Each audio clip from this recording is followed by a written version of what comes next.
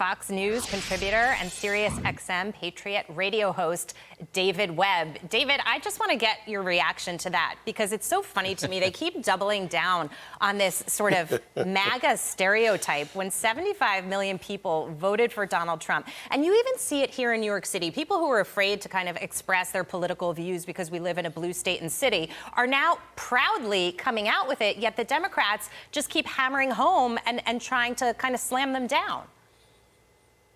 Well, that whole laundry list that David, by the way, great tie, love that. Thank you. That David read off. Those are all the people in those groups who went and voted for Donald Trump. So Chuck Schumer is gaslighting. In other terms, he's lying because he has left the Senate in shambles for the Democrats with his failed leadership. The American people made a clear choice. They want to change. And even if they didn't like Donald Trump, they want to change from the policies and the failures of the Democrats.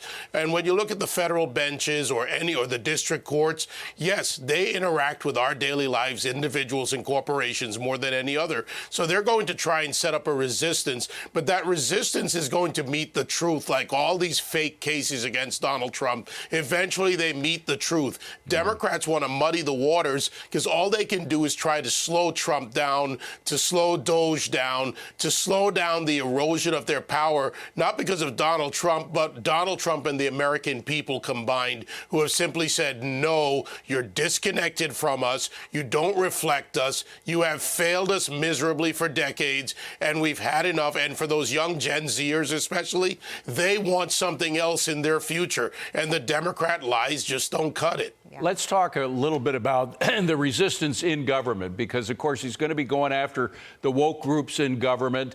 The General Keane I had on a couple of weeks ago, he said it's not going to be a problem in the military because most of those military people, they were dragged kicking and screaming into the DEI world. So they're going to be glad to get rid of it. But Department of Justice, look at that one department.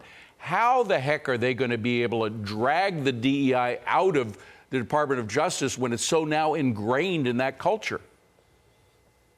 Well, you start with some things that have already been put in place by the transition team. You hire down. Yes, of course, we're talking about the people at the top. Those are the nominees. But you need to put those deputy positions in place. And it's going to take some time. But in those positions, they can weed out the people that are there that don't need to be there, and you can move them. If you can't fire them right away, then you shuffle them off to an office. This is the real world. You have got to get rid of the people in Richmond who went after Catholics, who put that together. You've got to move them to where they're ineffective, and then because some will qualify under Schedule F and other federal employment structures, fire them. You've got to get rid of people because they're there to serve the people, not the Trump administration.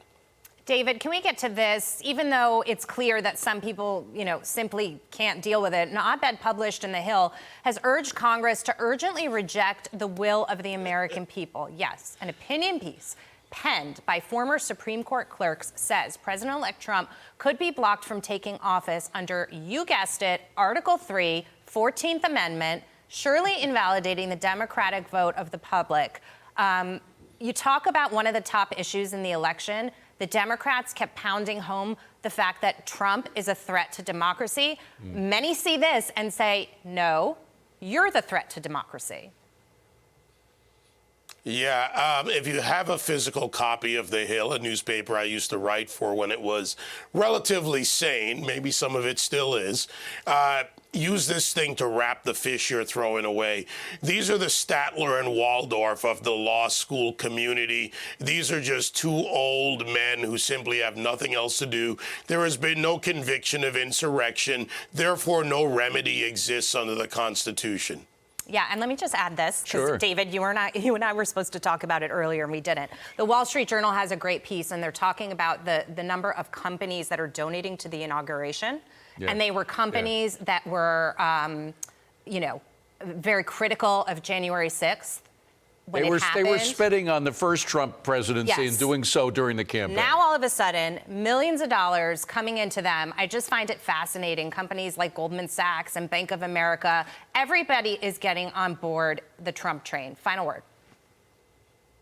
Well, because they saw the reality they would never wanted to have in DEI and woke. They were dragged into it, much like many in the Pentagon were dragged into it by the leadership and the woke crowd.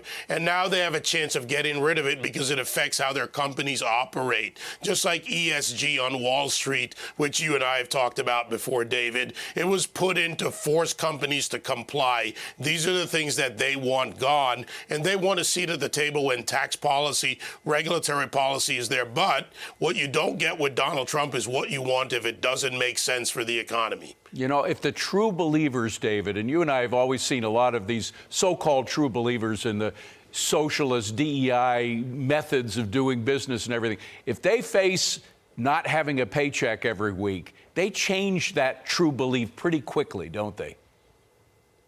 They've already tried to start the remarketing, David, and it's not working. I've seen a number of articles come out of how we need to reimagine DEI. Right. Let's reimagine it to our imaginations, and that's it. Get rid of it. Yeah, that's the phrase. The reimagining. Reimagining of police didn't work out so well. Oh, now yes, they have to that's a good one. reimagine No, the it didn't. DEI. Well, let's see. David, great to see you. Thank you. you. Merry Christmas. Have a wonderful, Happy New Year.